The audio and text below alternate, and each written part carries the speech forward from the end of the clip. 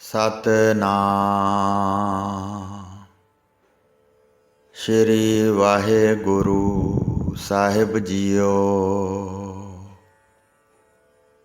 परम सन्मानयोग गुरु रूप गुरु खालसा साध संगत जी, वाहिगुरु जी का खालसा वाहिगुरु जी की फतेह।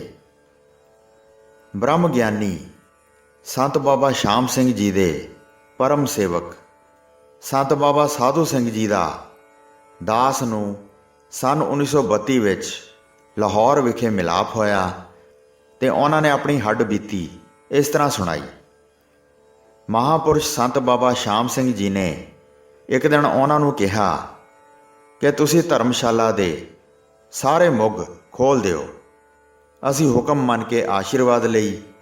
फिर दूजा हुक्म उन्होंने ये किया कि कुछ गऊ का गोहिया लिया के उसका लेपन फलाने थां ते कर दिओ। इसते असी कुछ इंतजार किया ते कहा कि उत्थे पक्का फर्श बुझा होया है, उपर गोबर का पोचा देना ठीक नहीं होवेगा। इसते ब्रह्म ज्ञानी कहन लगे कि हुक्म मनीदा है, टिक्का टिप्पणी नहीं करी थी। सो उन्हां दा हुक्म मन के दास ने गोहे का पोचा फेर दिता। तीजा हुक्म उन्हां दा ये सी कि खूह तो एक धो मांज के कमंडल स्वच्छ जल दा भर के लियाओ, जो तुरंत मन्निया गया। थोड़ी देर पिछों एक बंदा उड़दा होया उन्हां मुगां बाणी थल्ले उतरिया ते ऐन हेठां आके खड़ा हो गया। महापुरुषां ने इशारा किया ते कहा, श्री गुरु ग्रंथ साहिब जी का अखंड पाठ हो रहा है, अंदर जाके मत्था टेको। मत्था टेकण उपरंत उस बंदे नूं बचन किया कि लेपण किया होए थां ते बैठ जाओ। नाल ही उन्हां नूं कमंडल वाले जल ते कुछ पढ़ के ते फूक मार के पीण लई दिता। पींदियां सार ही वह बंदा उची उची रोण लग पिया ते जोर जोर दियां झांगरां मारन लगा, जिसनों सुन के आस पास के बाजार विच बहुत लोग इकट्ठे हो गए। ब्रह्म ज्ञानी जी ने उस तो इस चीख चिहाड़े का कारण पुछया। वो कहण लगे, तुसी अंतरजामी हो, मेरे पासों की पुछदे हो? पर महापुरुष कहण लगे, तुसी आप ही सारा भेद खोलो। तो उन्होंने इस प्रकार विस्तार नाल सारा हाल सुनाया। मैं एक योगी हाँ ते पिछले तकरीबन 500 साल तो हिमालय पर्वत ते तप कर रहा हाँ। योग दे बल नाल मैनू 9 निधियां ते 18 सिद्धियां प्राप्त हो गईयां हन। मैं जो भी मूँह चों आख देवां पूरा हो जाता है। मैं लोहे नूं हथ ला देवां तां ओह सोना बन जाता है। मैं अपना वड्डे तो वड्डा ते छोटे तो छोटा आकार बना सकदा हाँ। मैं इच्छाधारी भी हाँ ते जिस जीव का रूप धारण करना चाहवां धार सकदा हाँ।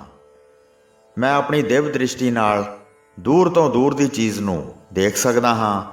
मैं उड़ भी सकदा हाँ ते अज हिमालय पर्वत तो उड़ के आया हाँ। मैं त्रैकालदर्शी भी हाँ ते मैनू पिछलियां ते अगलियां आउण वालियां गल्लां दा पूरा पूरा पता है। मेरे विच इतनी शक्ति है कि मौत ते मेरा अधिकार है। अन्नी शक्ति होने के बावजूद भी मेरा मन हंकार दे नाल अशांत है ते इस अंदर कदी भी विगास या खेड़ा नहीं आया। ये हर वक्त सड़दा बलदा रहिंदा है। मैं इस मन तो बहुत ही दुखी सां। कल बैठिया मेरे मन विच फुरना फुरिया कि मेरे तरकालदर्शी होने ते लानत है, जेकर तू ये नहीं लभ सकदा कि तैनू शांति प्रदान करने वाला इस संसार विच कौन है।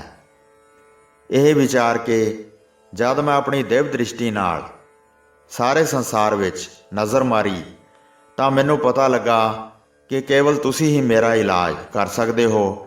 मैं ये सोच के अज सवेरे उत्थों चलिया सां कि तुसां दा पेशाब पीवां, जिस नाल मेरी जलन बुझ जाएगी।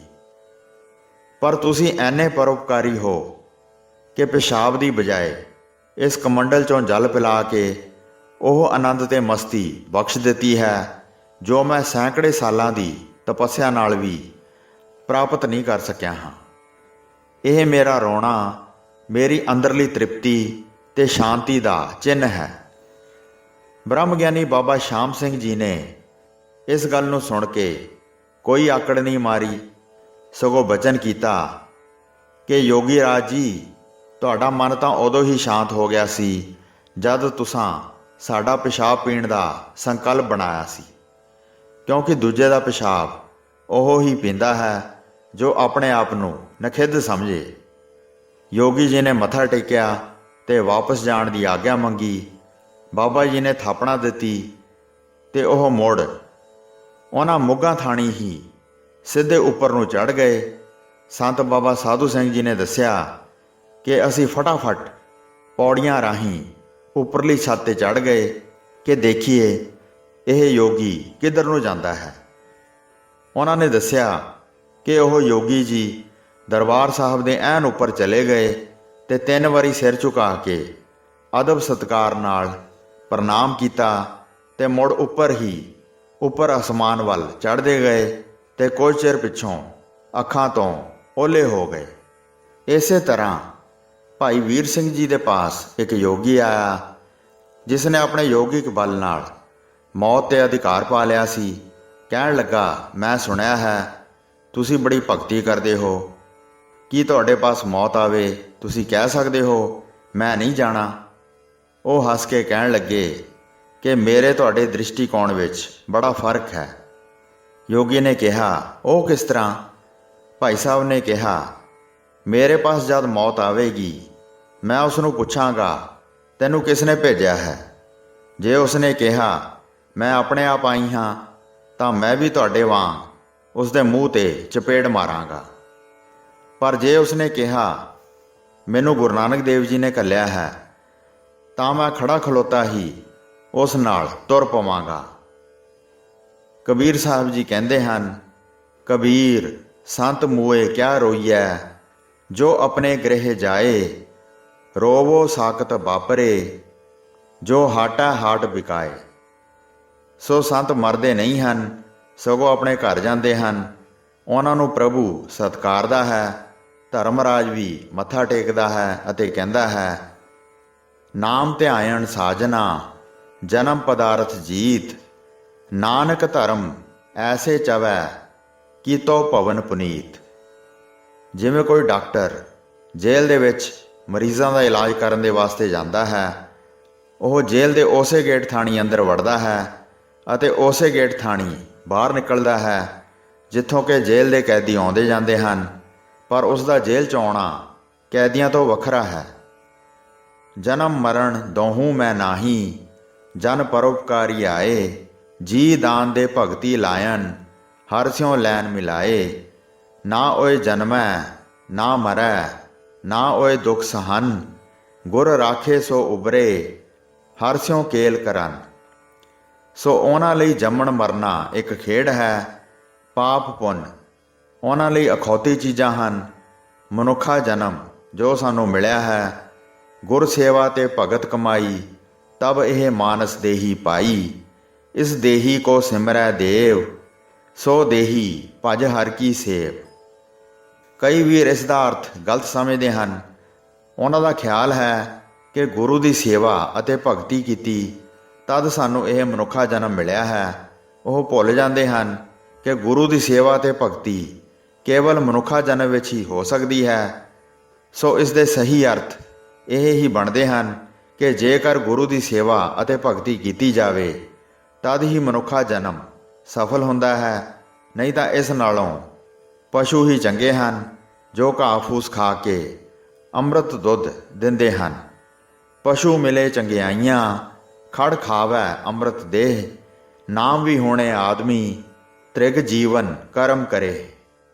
ਤੇ ਮਨੁੱਖ ਉਸ ਅੰਮ੍ਰਿਤ ਨੂੰ ਪੀ ਕੇ ਵਿਸ਼ਟਾ ਬਣਾ ਦਿੰਦਾ ਹੈ।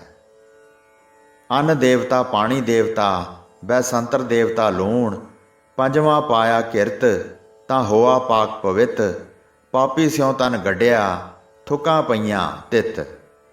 ਇਸ ਮਨੁੱਖਾ ਦੇਹੀ ਦੀ ਪ੍ਰਾਪਤੀ ਲਈ ਦੇਵਤੇ ਵੀ ਤਰਸਦੇ ਹਨ। ਕਿਉਂਕਿ ਇੱਕ ਮਨੁੱਖ ਹੀ ਐਸਾ ਹੈ ਜੋ ਭਜਨ ਬੰਦਗੀ ਦੇ ਪ੍ਰਤਾਪ ਨਾਲ ਮੁਕਤੀ ਪ੍ਰਾਪਤ ਕਰ ਸਕਦਾ ਹੈ। ਸੋ ਮੁੱਖ ਪ੍ਰਯੋਜਨ ਇੱਥੇ ਜਨਮ ਲੈਣ ਦਾ ਇਹ ਹੀ ਹੈ ਕਿ ਪਰਮੇਸ਼ਰ ਦਾ ਨਾਮ ਜਪੀਏ, ਜਿਸ ਨਾਲ ਇਹ ਜੀਵ ਆਤਮਾ ਪ੍ਰਭੂ ਵਿੱਚ ਹੀ ਅਭੇਦ ਹੋ ਜਾਵੇ। ਹੋਈਆਂ ਭੁੱਲਾਂ ਚੁੱਕਾਂ ਦੀ ਖਿਮਾ ਬਖਸ਼ਣੀ ਜੀ। ਦਾਸ ਨੂੰ ਆਗਿਆ ਦਿਓ। ਵਾਹਿਗੁਰੂ ਜੀ ਕਾ ਖਾਲਸਾ, ਵਾਹਿਗੁਰੂ ਜੀ ਕੀ ਫਤਿਹ।